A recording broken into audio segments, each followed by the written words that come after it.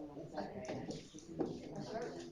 see that, I noticed that, where'd you get it? I thought about it, but you gotta continue. They were All that. three tables, they had sweatshirts, girls' shirts, and men's shirts. I said, wow, we need something to pull it off.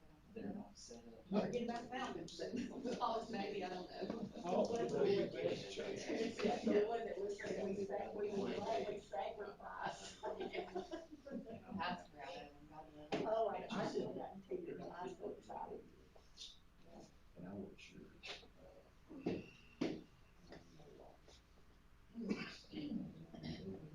You call there for the whole thing? Oh, yeah. You didn't go say Oh, it. yeah. The boys were I've out. never got a chance. All right, let's go ahead and call the meeting of Murray County Board of Education to order. Members, you've got a copy of the agenda for this evening. Are there any changes? All right, hearing none, then I need a motion that we approve the agenda as presented. So moved. Second. Motion by Kelly, second by Brenda, all in favor? It is approved. I'll ask you would please stand and he's going to pledge and pledge. I pledge allegiance to the flag of the United States of America and to the republic for which it stands, one nation, under God, indivisible, with liberty and justice for all. Dear Lord, because you unite us, that you watch over our system, watch over our faculty and students. Dear Lord, pray that the sickness will soon leave. We're experiencing a lot of sickness, and it continues. We're experiencing it tonight. We've got a board member here that's not here tonight. He tested this afternoon. Pray that you watch over him, keep him safe. Dear Lord, pray that you watch over all of our employees, keep them safe. Pray that we come back Tuesday, that we can get over the hump and get back to teaching these kids and give them the education they deserve. Dear Lord, we ask all these things in Jesus' name.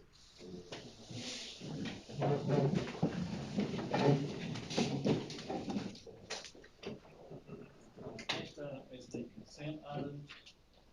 We've got a copy of the minutes for December 2nd, December 6th, and December 16th. Are there any questions or changes on those? All right, hearing none, then I need a motion that we approve the consent items as presented. Second by Haley. Second by Conrad, all in favor? It is approved. Next is the superintendent report. Okay, the first item, of course, there's no action item other, we discussed it at the work session, on CM at risk for Murray County High School and the Enrollment Learning Center. We opened bids last Thursday, we narrowed it down to two, which was Carol Daniel and Ray Lynn.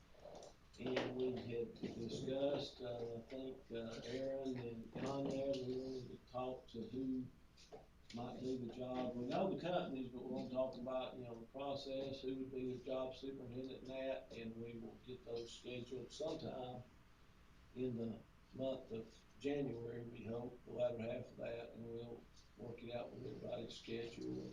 So just be on the lookout for email and some timing that would be mutually convenient for everyone. We do it all, both of them in a day, so. Other than that, the next item is on our HVAC contract. If you'll remember, we approved, Waters Mechanical to make some HVAC improvements, and Chris has gone through the scope of work and their submittals and the things that they submitted, and it was not everything was not covered. So without further ado, I'll turn it over to Chris and Mike to explain it all. Out here too, kind of give it a timeline. So this happened around the 20th of September when all this kind of went down. We had a pre-bid meeting, started at Econ Elementary, but we went to every school. And we had 4 or 5 bidders. And as you recall, That's that was Keith's comment. I think I've got it. Waters was below bid. 1.8 million, and when they got the bid in this room, that's where we opened it, I asked them I said, hey, do you have everything covered? And they said, yes. So fast forward, a couple of weeks, we were trying to get the contract, all put together and get them to sign it, us sign it, we would be on our way. So pretty much the same day that we were gonna do the contracts when the submittals came in. And, so I read through every submittal that they sent from one end to the other, and there was some blaring discrepancies that we had in almost every school. Econ was probably the worst. They missed 3 units entirely at Econ Elementary, dismissed them. The outside air, we had some outside air issues at Econ Chatsworth and at Coker, and that's kind of the crux of what the whole federal money was indoor air quality. That was kind of the point of getting the money, right? So I was extremely specific. I actually had a handout, and I said, hey, this is what we want.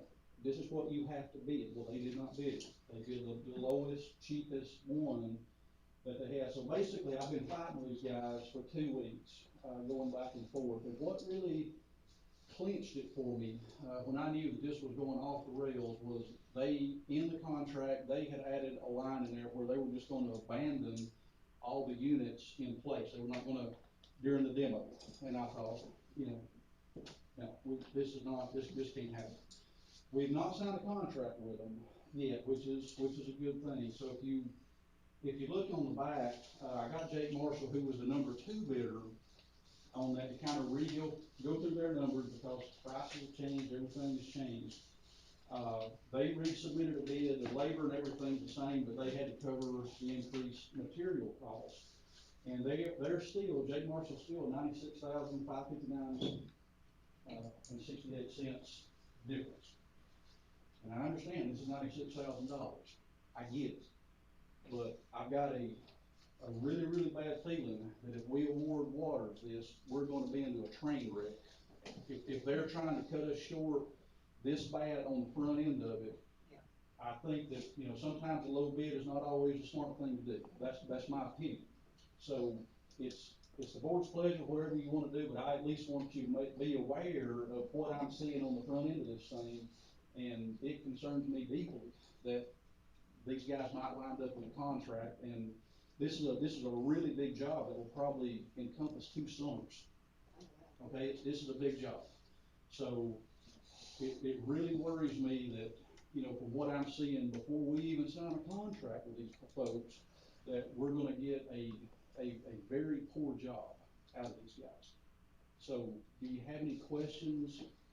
What do you Jack Marshall before, have we ever had any issues with them in the past, what way you use them?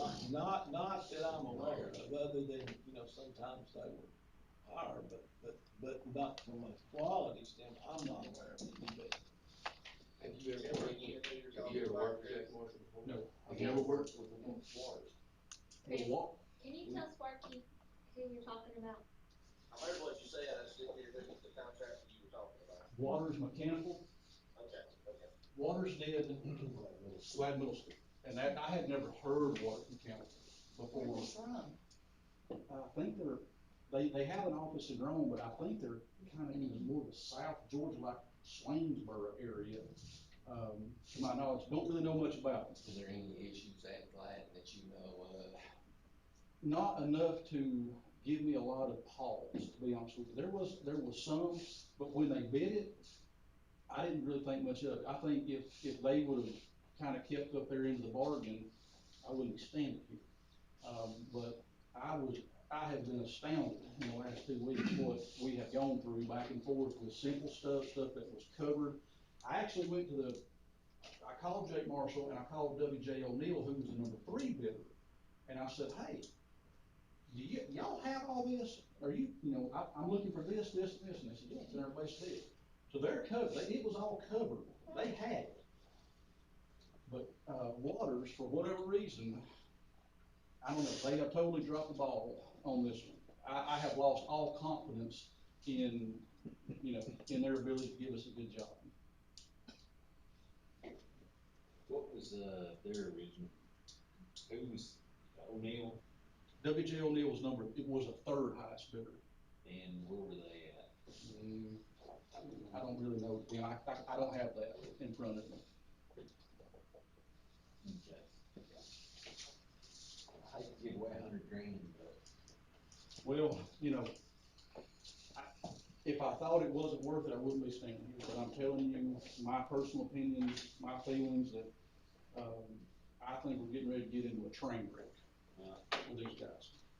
When you got a bad feeling, you better listen to it.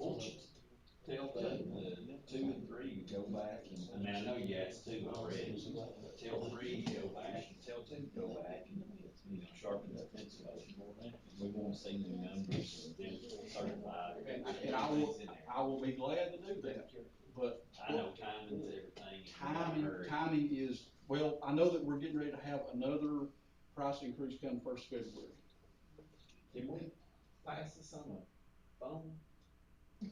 Straw Well, I mean, we can, I mean, but we need to,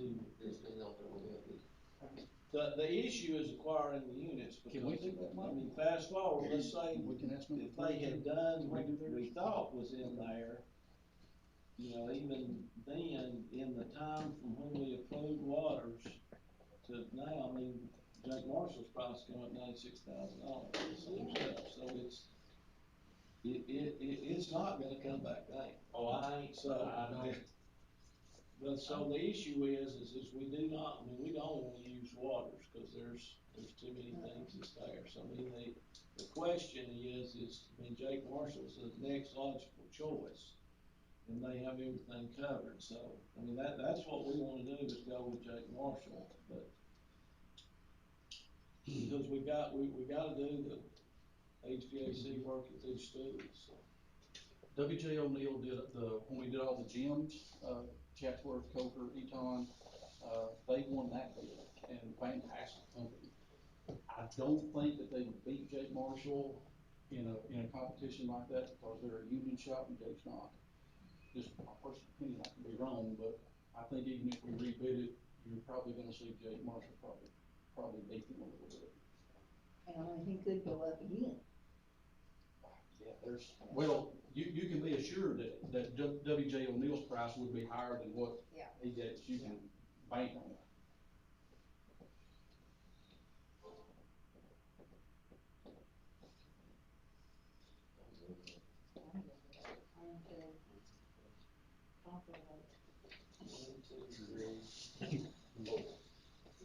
We can move on. We got a vote. Yeah. All right, I need a motion that we, award Jake Marshall, the bid for the HVAC for Eton, Chatsworth, and Coker. Reject Waters Mechanicals contract. I guess we need to do, we hadn't signed a contract, we approved, somewhere we gotta have an official action that we reject the contract, because theoretically. Reject their bid. Reject their bid, because theoretically, when we approved Jake Marshall, when we approved Waters the first time, it gave me authority to sign the contract, but we didn't once Chris saw all that stuff wasn't in there, so we need something to, say that we're gonna reject their bid or something. Okay. We rephrase it then I need a motion that we reject the original bid from Water Mechanical, and we award, the recommendation for the bid for Jake Marshall for the HVAC for Eton, Chatsworth, and Coker. Motion by Heath. Second by Conrad, all in favor? Any opposed? Donald, what's Sparky's? Sparky, you in favor? Yes. Thank you. Okay, the next thing is, being a fiscal agent for Family Connections, Pam Bishop, it's the same thing we've been for 15 years or so, I mean, nothing new, we just have to be the fiscal agent every year, so it's my recommendation that we be the fiscal agent for Family Connections. Any questions? I made a motion, we approve the recommendation, for the Murray County School System to be the fiscal agent for Family Connections. Motion by Renda, second by Heath, all in favor? Any opposed? I'm assuming he's. All right. The next is the board meeting calendar, for 2022. We penciled in a few dates for work sessions in July and in June, so, with that being said, we do have to vote on the calendar. Make a motion, we approve the calendar. Okay. I've got a motion from Aaron, second from Conrad. Any further questions? Changes? All in favor, let's say. Aye. Any opposed? Okay. Next, under fiscal accountability, we have our, Kathy gone over the SPOS outline and financial statement and the purchase orders. Does anyone have any questions or anything, on those financial, items before we have approval? We don't have any, no new purchase orders or anything. All right, need a motion, we approve the splashed out, 2017 splashed outline and financial statement as presented. Motion by Kelly, second by Brenda, all in favor? Okay, and on the purchase orders, since we've got two, I believe it was over the $75,000 mark. We need to first waive the 14-day policy on that. The motion that we waive the 14-day policy. Motion by Kelly, I think second by Heath. All in favor? Any opposed? All right, then I need a motion that we approve the purchase orders as presented. Motion by Brenda, second by Heath, all in favor? The next item under, all we have under academic achievement is our school calendar. And, we can't, the first order of business for the next school year is to approve the school calendar, so. Our recommendation would be to approve the school calendar as we discussed at the work session. Motion by Conrad, second by Heath. Any further questions? All in favor? Okay, next, under, the next item we have is under public participation, and I believe we have one, Ms. Bagley. What do I do? What do I do? You can speak You right there. can I- speak. Do you mind? I have handouts. Do you mind passing? No, that'd be fine. There is a typo on the second page where it says wildly. It should say widely appreciated, but the section that it's next to is relevant, so. But before you start, I think if you got the.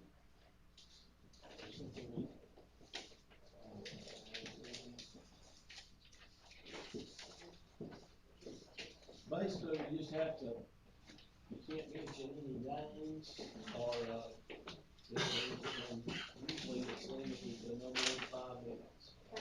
Okay. Now, I'm sorry, would you mind sitting right here so my board member I have online can see? Not at all. Yeah, sure, that's fine.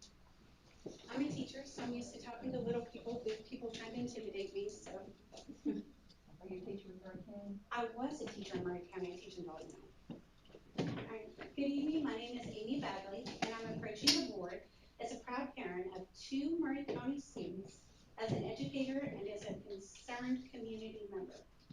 A recent social media post titled "MCHS has failed us," which is in section 1 of the resource handout that I've given you, was written by a student and shared a personal account of feeling unsafe at school. In referencing this point of view, I do not wish to blame or defame anyone regarding how the mentioned situations were handled. Doing so only limits productivity to short-sighted resolutions of singular instances. Rather, the bigger emphasis should be focused on the elements of physical and emotional safety. In research from a survey conducted in fall of 2021, about 20% of students nationwide ages 12 to 18 experience bullying. Significantly more report being the target in acts of aggression. Students aged 12 through 18 who reported being bullied said that they thought those who bullied them had the ability to influence others' perceptions of them and have more social influence.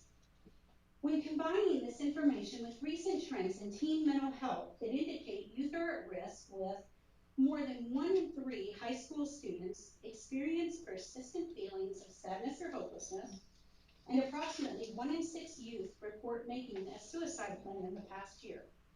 Both of these statistics have increased over 40% within the past 10 years. These findings, although conducted on a larger scale, are reflective of issues within our own community. The Dalton Daily Citizen recently published an editorial by Melanie Dallas from Highland Rivers titled, "Children's Mental Health Reaches Critical State in Pandemic." She too addresses the need to better support the mental health well-being of our youth. We, as a body of educators, know that students learn best when their basic needs are being met. And that's where the typo is, next to the Maslow's hierarchy of school needs. Many local programs have been developed or adopted to meet the physiological needs of our students. However, consideration for student social emotional support programs and implementation of additional accessible resources is warranted. These resources will ensure that all students feel physically, emotionally, and mentally safe in coming to school and are confident in getting assistance when needed. We can address these needs by considering research-backed programs and utilizing tools that allow self-reporting by students. Specific things that our schools can do are to conduct a student safety survey, to integrate social emotional learning, train staff to increase student confidence, support staff mental health, build safe and supportive environments by implementing an app for reporting safety concerns, email access regardless of which counselor it goes to, but emergent email access to where students can get help when they need it. Also, consider the role models we have in our schools and look towards student mentors. And this program cannot be successful without continued community advocacy. I'm asking our board to carefully reflect on the concerns that have been expressed this evening. Please assess the needs and perceptions of our students to determine what issues are impeding student success, then implement appropriate courses of action to mitigate further detriment of student safety and social emotional well-being. Thank you.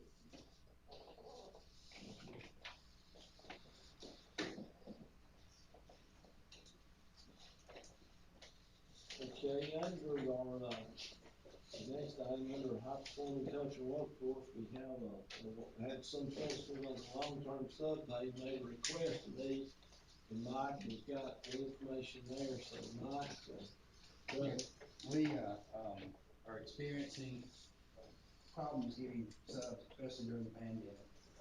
And request has been made, we have some subs that have 4-year degrees, people wanting to sub that have 4-year degrees, but don't have a teaching certificate.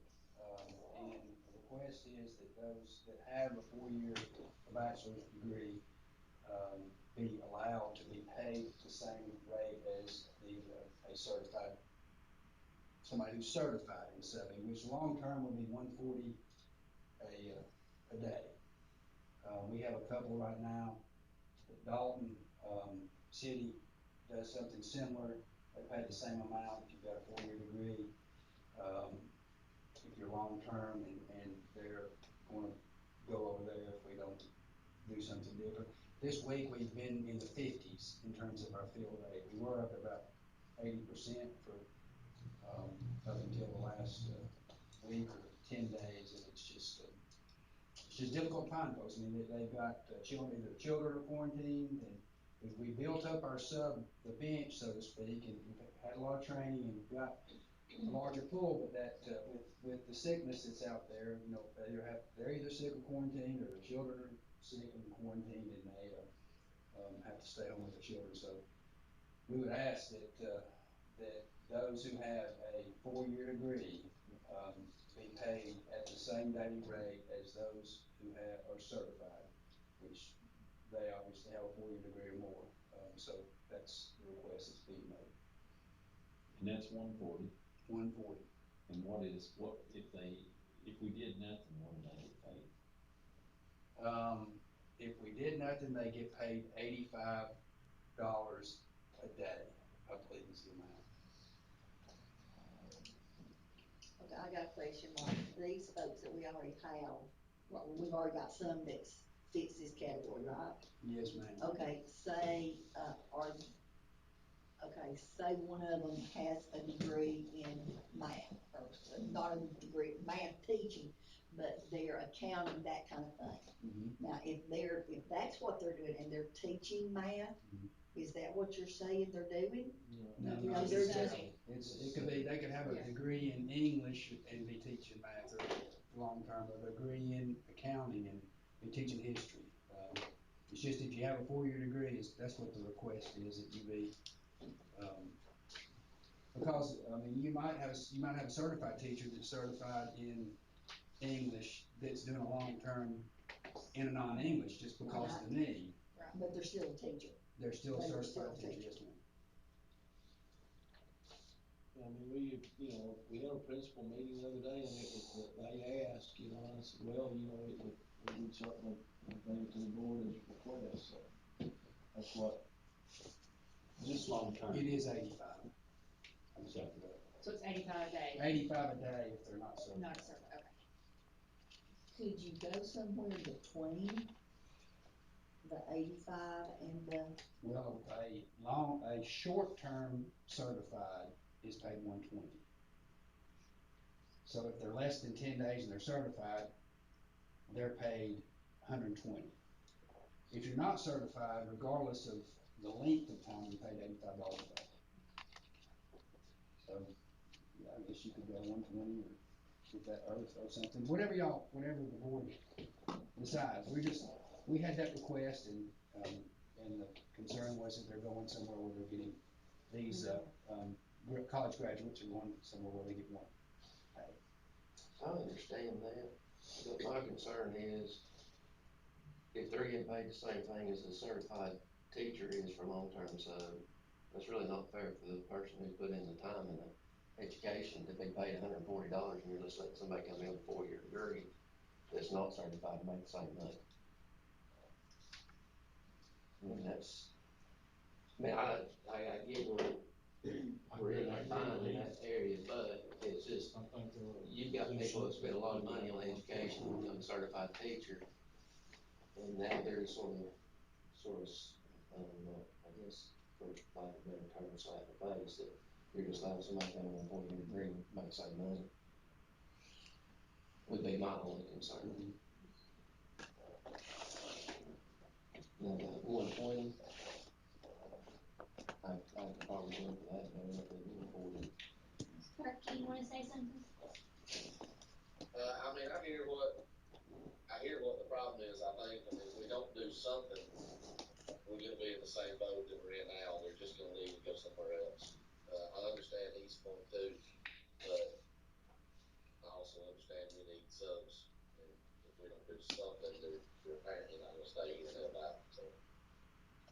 Well, it's not, we're not gonna fix the problem, it's just, the future that if someone got there, they're gonna go somewhere else. What if we, instead of bring it, as recommendation from the principals, what if we're at 120 now for a certified person, short term, and they've got a 4-year degree, of course, the teacher would, if somebody has a 4-year degree, if we go 120 on them, would that be something the board, I'd be in favor of that. I could do that, but the one, I can't do the same as a certified teacher. I think when you got a teacher, you've got a teacher. Oh, there's no doubt about that. That's, they may be a good, but they don't have the classroom management that the teachers have and those kind of things, so I think there needs to be a difference. Well, I definitely think we need to go either, I'm fine with 140, but because we are desperate for them, and it's not gonna get no better. And so if we can get some college kids, not college kids, but some graduates that's graduated with a 4-year degree and come in and maintain a classroom, and they're gonna be educated.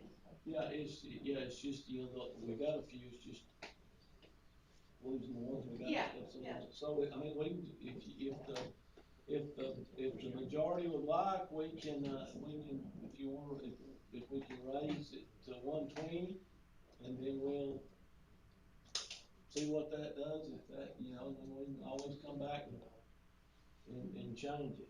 I mean, if we need to, if we got the support for 120, that's what we'll do, and then we'll see what happens there.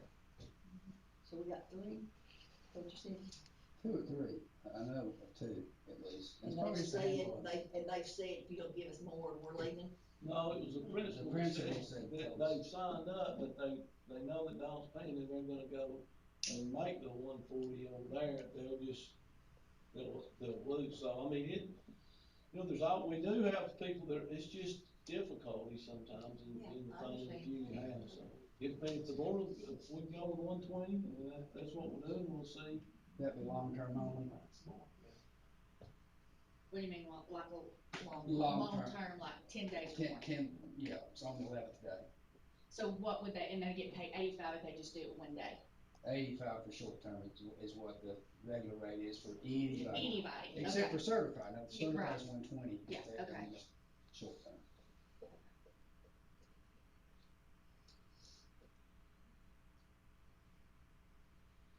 I'll make a motion, we go for 120. I see. Have a motion by Kelly, a second by Conrad, all in favor? Any opposed? Okay, the next thing we have is the district map, you know, from the legislative office, the reinforcement office, and, you know, we said we'd come back, you know, we called and reached out to folks in, Atlanta, and basically, we don't have to change anything because every person in Murray County votes for every seat regardless of whether it's your district or not. They recommend you change, but there's nothing that says we have to change. The election office down there, their recommendation, of course, is not to change, because if you change it, it creates more work for them. I make a motion, we do nothing. I was gonna say that, I was gonna say the simplest thing to do is not do anything. I second motion. So we have to vote to not do anything? No, yes, you gotta vote to do something, you got to either vote to change or stay the same, and I, We're doing nothing. we got to vote, so I think Conrad made a motion, and Aaron seconded it, so. That's opposite, but anyway. Or whatever. Motion by Aaron, second by Conrad, all in favor to stay, not do anything, basically. Just stay the same, stay like it is. Any opposed? All right, then this for first one. Sparky, what was your vote on that? I'm abstaining. Okay. All right, I need a motion, we go into executive session. Second. Motion by Heath, second by Aaron, all in favor, we're in executive session. I mean,